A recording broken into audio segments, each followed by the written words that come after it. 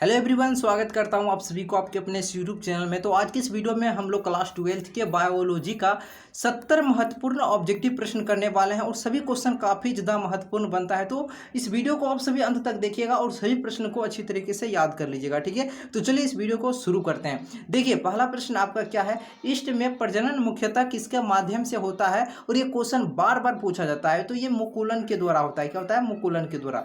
दूसरा प्रश्न है आपका, अदरक में कायिक प्रवर्धन किसके द्वारा होता है? तो ये राइजोम के द्वारा होता है। तीसरा है, भ्रूणपोष में कितने क्रोमोजोम यानी कि कितने गुणसूत्र होते हैं? तो 3 गुणसूत्र होते हैं, यानी कि 3n हो जाएगा। ऑप्शन नंबर देखिए किस ऑप्शन में, ऑप्शन नंबर सी हो जाएगा, ठीक है। और इस चैनल पर जो स्टूडेंट है चैनल को सब्सक्राइब कर लीजिएगा, अभी तक सब्सक्राइब नहीं किए हैं, और वीडियो को बस ही लाइक कर दीजिएगा, ठीक है, ताकि एक भी वीडियो आपको हम जब भी डालेंगे ना तो आपको नोटिफिकेशन आ जाएगा। चैनल को सब्सक्राइब बस कर लीजिएगा। देखिए अगला प्रश्न क्या है, द्विखंडन किसमें पाया जाता है? अमीबा पैरामीशियम दोनों में पाया जाता है। ऑप्शन नंबर क्या हो जाएगा? डी नंबर हो जाएगा। देखिएगा, इनमें से कौन अंडपरजक प्राणी है? बतलाइए। मुर्गी, सांप, मगरमच्छ, ये सभी क्या है? अंडपरजक प्राणी है, ठीक है ना। ऑप्शन नंबर डी हो जाएगा। पादपों में एम्फीबियन या उभयस्थलीय ये किससे संबंधित है? ब्रायोफाइट से संबंधित है और काफी ज्यादा इंपॉर्टेंट है, क्वेश्चन याद रखिएगा। वायु परागण किसमें नहीं होता है? तो ये सेल्विया में नहीं होता है। ऑप्शन क्या हो जाएगा? डी नंबर हो जाएगा, ठीक है। देखिए, भ्रूणपोष की सेंट्रल कोशिका क्या है? बतलाइए। भ्रूणपोष की सेंट्रल कोशिका का सेंट्रल कोशिका है तो ये द्वितीय केंद्रक होता है। आपका क्या होता है? द्वितीय केंद्रक। परागकण मुख्यतः होते हैं ये नरयुग्मक होते हैं। क्या होते हैं? नरयुग्मक होते हैं। देखिए अगला प्रश्न, प्रोटोप्लास्ट कल्चर का फ्यूजोजेन क्या होता है? ये पीईजी होता है। क्या होता है? पीईजी।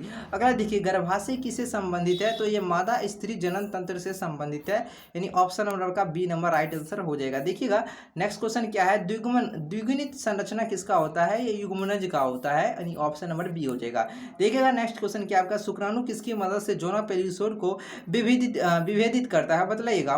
तो काफी ज्यादा इंपॉर्टेंट क्वेश्चन है ये। एक्रोसोम से क्या हो जाएगा? शराब हो जाएगा। ऑप्शन नंबर ए हो जाएगा, एक्रोसोम से स्राव। अगला देखिए, एक्रोसोम इनमें से किसका संभाग है? मानव शुक्राणु के सिर का। किसका है? मानव शुक्राणु के सिर का, यानी ऑप्शन नंबर आपका ये हो जाएगा, ठीक है ना। चलिए आप सभी वीडियो को लाइक कर दीजिएगा, ठीक है। देखिए अगला क्वेश्चन क्या है आपका, किसी खास समय एवं स्थान में किसी खास आबादी में मृत्यु की संख्या को क्या कहा जाता है? इसे मार्टेलिटी कहा जाता है। क्या कहा जाता है? मार्टेलिटी। चलिए अगला क्वेश्चन है आपका, कॉपर टी रोकता है। कॉपर टी ये किसे रोकता है? ये निषेचन को रोकता है। किसे? निषेचन को। चलिए अगला प्रश्न है, स्त्री में कौन से गुणसूत्र पाए जाते हैं? बतलाइएगा। 44 प्लस XX, ठीक है। और पुरुष में आपका XY पाया जाता है, जानते हैं। देखिए 21वें गुणसूत्र के ट्राइसोमी से कौन सी आनुवंशिक बीमारी होती है? देखिए ये डाउन सिंड्रोम होती है। क्या होती है? Down syndrome. देखिए सिंड्रोम क्या होता है? नहीं देखिए सिंड्रोम, अगर देखिए सिंड्रोम क्या होता है, गुणसूत्र की संख्या में बढ़ोतरी या घटोतरी जब हो जाता है ना, तब सिंड्रोम पैदा होता है, ठीक है। तो ये आपको जब पढ़ा देंगे, जब सब्जेक्टिव क्वेश्चन लाएंगे उसमें सिंड्रोम के बारे में बहुत अच्छा से बतला देंगे। Klinefelter tunnel syndrome, down syndrome, एक और सिंड्रोम होता है आपका पटाओ सिंड्रोम, जानते होंगे। ऐसे मैं आपको बतला भी दूंगा, ऐसे आपको कोचिंग में भी पढ़ाया गया होगा, ऐसे हम भी पढ़ाएंगे, ठीक है ना। देखिए पृथक्करण के सिद्धांत को क्या कहते हैं? युग्मकों की शुद्धता का नियम कहा जाता है। जेड या ZW तरह का लिंग निर्धारण किसमें देखा गया है? मोर में देखा गया है। देखिए अगला क्या है, अनुवंशिकता के नियम को किसने प्रस्तावित किया था? तो ये मेंडल साहब जी ने किए थे। ऑप्शन नंबर सी हो जाएगा। इनमें से कौन सा रक्त समूह सार्वभौमिक रक्त देता है? ब्लड ग्रुप आपका क्या हो जाएगा? O हो जाएगा। ऑप्शन नंबर डी हो जाएगा। देखिए यूरेसिल किससे संबंधित है? देखिए जब आप DNA RNA पढ़ते हैं ना, तो उस ये DNA यूरेसिल किससे संबंधित? यूरेसिल आपका DNA से संबंधित होता है। और जो आप यूरेसिल आपका RNA से होता है। और थायमिन जो होता है ना, यानी T मतलब यानी थायमिन, तो थायमिन आपका DNA से होता है। तभी यूरासिल पूछा है तो आपका RNA से हो जाएगा, ठीक है। मनुष्य में हिम अदंता का मुख्य कारण क्या है? UV बीटा किरण का अवशोषण है, ठीक है। सहलगनता समूह की संख्या उस कोशिका के लिए क्या होगी जिसमें 2n बराबर 14 है? तो उस कोशिका की संख्या 7 हो जाएगा। ओपेरोन मॉडल प्रस्तावित किसने किया था? ये जेकॉब एंड मोनार्ड साहब जी ने। ऑप्शन नंबर सी हो जाएगा। ओकाज़की फ्रैगमेंटस कब बनता है? DNA के असंतत द्विगुणन में बनता है, यानी ऑप्शन नंबर क्या हो जाएगा? बी नंबर राइट आंसर हो जाएगा। देखिएगा अगला, DNA अणु में साइटोसिन 18% है, एडेनिन का परसेंट 32% हो जाएगा। DNA में से किसका आनुवंशिक पदार्थ है? रिपीट किया है क्वेश्चन, बैक्टीरियोफेज का हो जाएगा, ठीक है। हम ज़्यादा समय नहीं लेते हैं, आप सभी को क्वेश्चन सभी याद करवाने की कोशिश ज़्यादा करते हैं, ठीक है ना। लेपोपेरोन में कितने संरचनात्मक जीन होते हैं? 3 होते हैं। ऑस्ट्रेलिया के शिशुधानी प्राणियों में अनुकूली विकिरण में इनमें से किसका आनुवंशिक किसका उदाहरण है? तो ये अभिसारी क्रम विकास का उदाहरण है, ठीक है ना, इसको काट दीजिएगा। एसेल मिरर किससे संबंधित है? जीवन की उत्पत्ति एवं विकास से संबंधित होता है, ठीक है। देखिएगा नेक्स्ट क्वेश्चन, इनमें से कौन अवशेषी अंग का उदाहरण है? बर्मी फॉर्म अपेंडिक्स। क्या हो जाएगा? बर्मी फॉर्म अपेंडिक्स, ठीक है ना। एंटमीबा इनमें से क्या है? ये एक प्रोटोजोआ है। क्या है? प्रोटोजोआ। निम्न में से कौन जीवाणु से होने वाली बीमारी नहीं है? बताइएगा, जीवाणु से होने वाली बीमारी इनमें से कौन नहीं है? देखिए, इन्फ्लुएंजा आपका नहीं है। एलर्जी के कारण निकलने वाला रसायन कौन है? एलर्जी के कारण निकलने वाला रसायन कौन है? हिस्टामिन। सिर्फ क्या है? हिस्टामिन। HIV निम्न में से किस कोशिका पर आक्रमण करती है? टी हेल्पर कोशिका पर करती है, ठीक है ना। सभी इंपॉर्टेंट क्वेश्चन है, अवश्य याद रखिएगा। निम्न में से कौन यौन संचारित रोग है? आपका ये सिफिलिस होता है ना, ये यौन संचारित रोग है। बिडाल परीक्षण ज्ञात करने के लिए क्या होता है? यानी टाइफाइड जब रोग होता है ना, तब पता किया जाता है बिडाल परीक्षण से। मलेरिया रोग फैलता है कब? मादा एनोफिलिस मच्छर के काट लेने से। यानी ऑप्शन नंबर आपका सी हो जाएगा। देखिए, इनमें से कौन एक जैव खाद्य नहीं है? बर्मी बैसिलस थ्रुएंजिएसिस ये नहीं है, ठीक है, याद रखिएगा। ताइचुंग इनमें से किसकी किस्म है? ये धान की किस्म है। किसकी है? धान की। इनमें से कौन गलत जोड़ी होता है? देखिए भैया, क्या समझिएगा, गलत जोड़ी इनमें से कौन है? देखिए, थायमिन और यूरासिल कभी भी एक साथ नहीं हो सकता है, क्योंकि जो थायमिन होता है आपका DNA का होता है, यानी डीऑक्सी राइबोज न्यूक्लिक एसिड, और यूरासिल जो होता है ये RNA का होता है, यानी राइबोसोम न्यूक्लिक एसिड, ठीक है ना। DNA और RNA का फुल फॉर्म आपको बतलाया। देखिए गुआनिन और साइटोसिन के भी ट्रिपल बॉन्ड है ना, तो ये बात हमेशा याद रखिएगा। एडिनिन और गुआनिन, ये तीनों, ये एडिनिन गुआनिन, इसमें ट्रिपल बॉन्ड होगा। जब भी एडिनिन और अगर थायमिन जब भी आएगा, DNA का कोई भी आएगा, तो इसमें डबल बॉन्ड, जैसे देखिए एडिनिन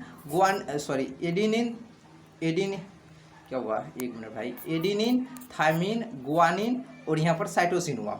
देखिए, ये दोनों आपका डबल बॉन्ड लेता है। क्या? डबल बेस लेता है, ये ट्रिपल बेस लेता है। इसको याद रखिएगा, ठीक है ना। ये डबल बॉन्ड लेता है और ये ट्रिपल बॉन्ड लेता है, ठीक है।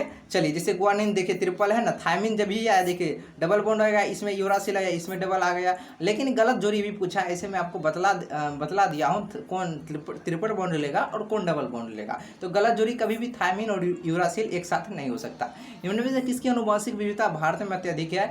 ये आम की विविधता, ठीक है। निम्न में से कौन सा एक कुकुट रोग है? देखिए, अस्मट, क्या अस्मट और हैजा, ये हो जाएगा सही जवाब, ऑप्शन नंबर सी। बरो क्या है आपका? क्या है आपका? बरोबायोटिक्स क्या है? बताइएगा। ये जीवित सूक्ष्मजीवी भोजन संपूरक है। दूध से दही बनने में किस जीवाणु का उपयोग? लैक्टोबैसिलस का उपयोग किया जाता है, ठीक है ना। पश्चराइजेशन में गर्म करते हैं किसी भी तरल को 70 डिग्री सेल्सियस से 80 डिग्री सेल्सियस पर, ठीक है ना। चलिएगा, अगला क्वेश्चन आपका, बी लिम्फोसाइट का निर्माण होता है, यह अस्थि मज्जा में होता है, और टी लिम्फोसाइट का भी निर्माण अस्थि मज्जा में होता है। अस्थि मज्जा में, अस्थि मज्जा समझते हैं ना, अस्थि मज्जा यानी बोन मैरो, समझ रहे हैं ना, ये जो आपका हड्डी के बीच में रहता है, तो हड्डी के बीच में रहता है क्या आपका? अस्थि मज्जा। और वहाँ से कहते हैं जानते होंगे वहाँ पर खून का निर्माण, लेकिन खून में वहाँ से भी निर्माण होता है, और अस्थि मज्जा के बीच में रहता है और एक चीज़, ठीक है, वहाँ से आपका क्या होता है? खून का निर्माण होता है, ठीक है ना। जैसे मुर्गा खाते होंगे, तो मुर्गा का जो हड्डी होता है उसके देखिए उसके बीच में जो रहता है ना, वही आपका क्या हुआ? अस्थि मज्जा, ठीक है, समझिएगा। देखिए, अगला क्वेश्चन, हाँ, अस्थि मज्जा से ही क्या होता है? आपका खून का निर्माण होता है, ठीक है ना। तो जैसे मुर्गा का जैसे आप खाते होंगे तो उस बीच में रहता है, तो वही क्या हुआ? वहीं से आपका क्या होता है? खून का निर्माण होता है, ठीक है। ये सभी थ्योरी क्लास में पढ़ा जाता है, ठीक है। चलिए, ऐसे मैं आपको बतला दिया हूँ। देखिए, अब क्या है, जल में ई कोलाई की अधिकता किसकी सूचक है? ये बाहित मलजल प्रदूषण की है। देखिए, क्या है आपका जो ये बेस दिया गया है, गुआनिन, एडिनिन, थायमिन, साइटोसिन, ये किस प्रतिबंधन एंडोन्यूक्लियस का विज्ञान स्थान है? EcoRI का है, ठीक है। रेस्ट्री एक्शन एंजाइम जाने जाते हैं, ये आणविक कैंची के रूप में जाने जाते हैं, यानी ऑप्शन नंबर क्या हो जाएगा आपका? बी नंबर आंसर हो जाएगा। पुनर्योगोजेनिक क्या है? ये इम्यूनोजेनिक प्रोटीन है। देखिए, इस तरह से तैयारी कीजिए, आपका क्वेश्चन पढ़ने से ही आपका क्या हो जाएगा? आंसर आ जाएगा, ठीक है ना। देखिए, किसी भी जनसंख्या में उपस्थित समस्त जीन एवं उसका लील क्या कहलाते हैं? ये जीन कोष कहलाते हैं। क्या कहलाते हैं? जीन कोष, ठीक है।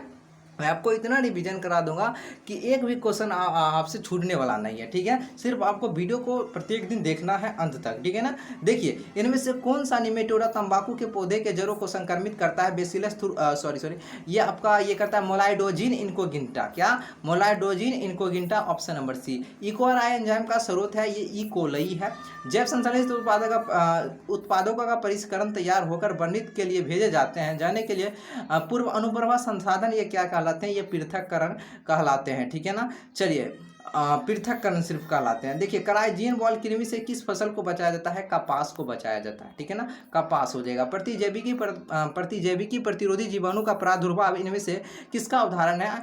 ये है आपका किसी समुदाय में पूर्व स्थित विभिन्नता का। ठीक है ना। चलिए, मरुद्भिदी अनुकूलन का उदाहरण इनमें से कौन है? ये नागफन। यह पारिस्थितिक तंत्र में ऊर्जा का प्रवाह होता है, आहार श्रृंखला के अंतर्गत एक दिशीय होता है। ठीक है, आपको अब इसी तरह से याद कर लेना है। क्वेश्चन पढ़ते ही आंसर आता है। जल धारण क्षमता किसका गुण है? ये मृदा का गुण है। निम्नलिखित में से कौन सा पिरामिड कभी उल्टा नहीं होता है? तो ऊर्जा का पिरामिड भैया कभी भी उल्टा नहीं होता, यह सदैव क्या होता है? सीधा होता है। विश्व में पाए जाने वाले जैव विविधता हॉटस्पॉट की संख्या कितना है? 34 है। रेड डाटा बुक पुस्तक में किस प्रकार के जीवों की प्रजातियां सम्मिलित है? दुर्लभ प्रजातियां, विलुप्त प्रजातियां, संकर, ये सभी आपका क्या होगा? राइट आंसर हो जाएगा। ठीक है ना, ऑप्शन नंबर डी। चलिए, देखिए, निम्नलिखित में बाह्य स्थानीय संरक्षण का उदाहरण कौन है? ये बीज बैंक है। प्रकाश रासायनिक धूमकोरा इनमें से क्या बनाता है? ओजोन पेन एवं नाइट्रोजन डाइऑक्साइड बनाता है। Nitrogen dioxide, option number B हो जाएगा। बढ़ी हुई त्वचा कैंसर एवं उच्च उत्परिवर्तन दर का कारण क्या है? ओजोन का क्षरण, ऑप्शन नंबर बी।